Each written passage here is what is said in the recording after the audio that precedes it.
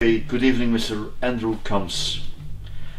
Like we said, we are very lucky to do this interview with you. But to be able to do this interview, I did some research on internet, and some questions are inspired because what I read on the internet. Yeah. So that's why. You're a young American singer-songwriter, a guitarist from Dallas, Texas. But you have moved to Nashville, Tennessee. Yeah.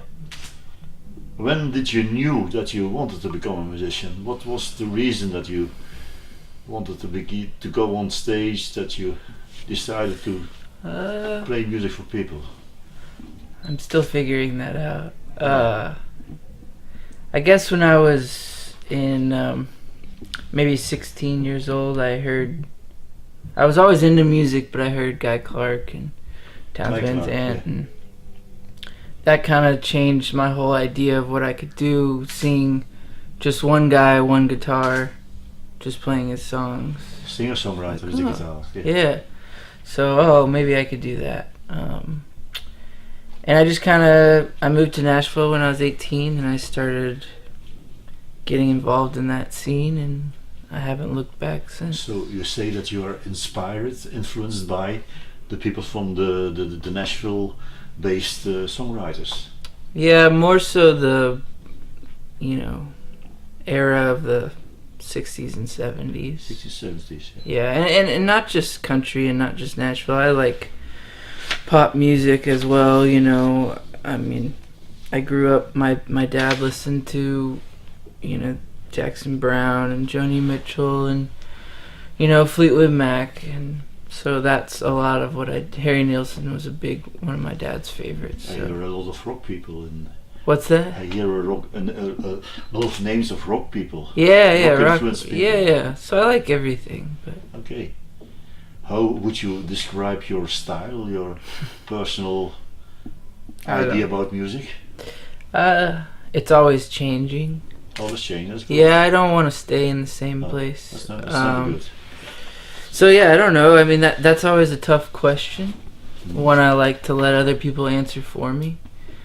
Some people say it's country or country soul or Americana or whatever. I read often country, yes. Yeah, but correct. in the States, I'm not country. I mean, what's country on the radio is something totally different. Okay. You are what I call a newcomer. Yeah. not many years in business, Yeah, but I think you made your breakthrough in 2012 with the album Worried Man. Yeah, I guess. Well, I hope so that is correct, but now 5 years later, how far are you at this moment? How do you look back to that album? I never look back. Did things change or?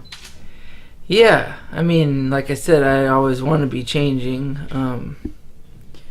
When I listen to that record, I can't really stand it. It's not who I am now, so it's hard for me to even talk about it. But yeah, I'd say things have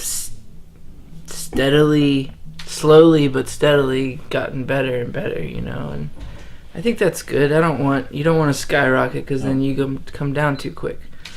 So yeah, I think. So in a way, you have somewhere a goal to reach. Exactly. Yeah. Do you think that your latest album, Canyons of Mind, of My Mind, is a good step in that direction? Yeah, I mean, I hope every step I take is in the right direction.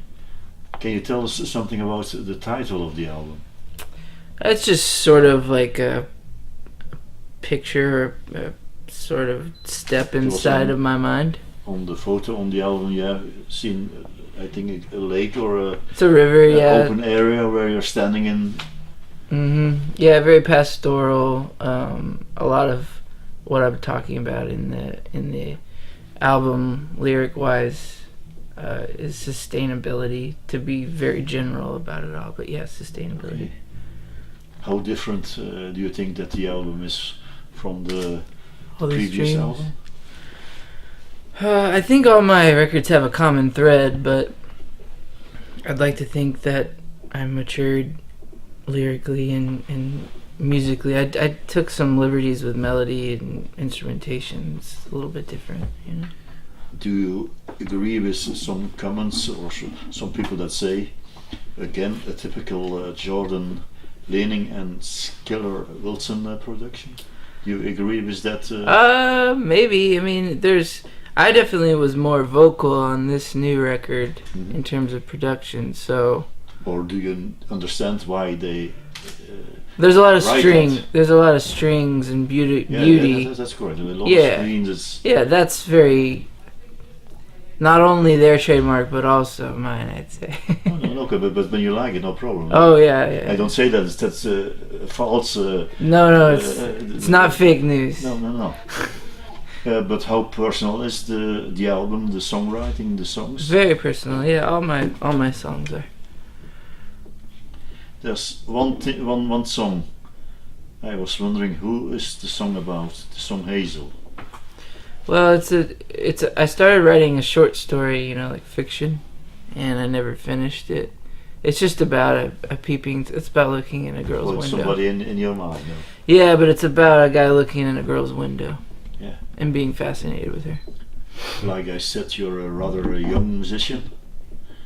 What did you learn about yourself until now? By being a musician, by writing songs, by performing, by meeting people on stage? Yeah. I don't know. I mean, a lot.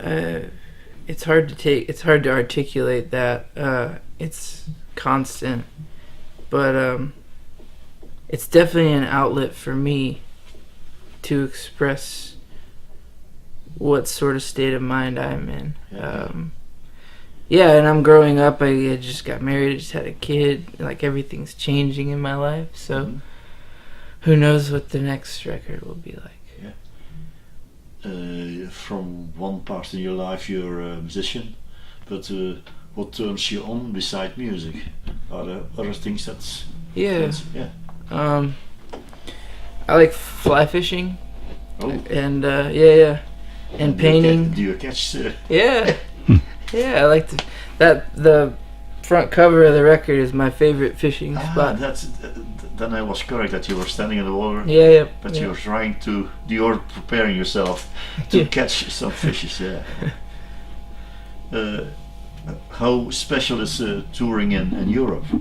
Oh, it's the best. Because when we want to see, in this case, Mr. Andrew Comes, you have to go to Sweden, Norway, Denmark, the UK. So, is it a different world when you're touring in Europe?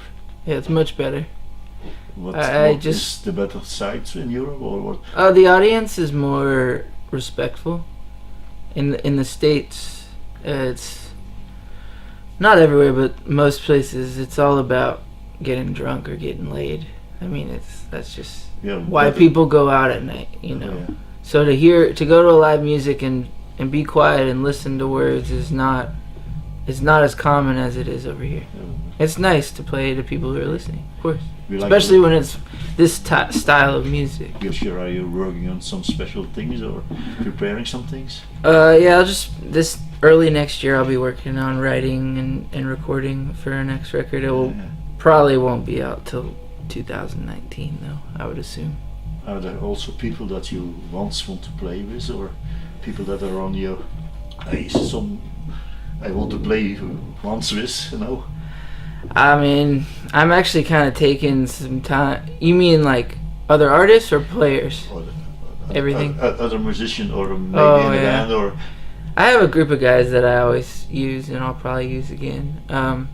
I'd like to maybe experiment and make a record outside of Nashville, but yeah, I'm taking a little time off. Like I said, I just had a daughter, so she's only 2 months old. So. Okay. Yeah. I have a last question, number 10, as usual. My last question. What can we expect here in Utrecht?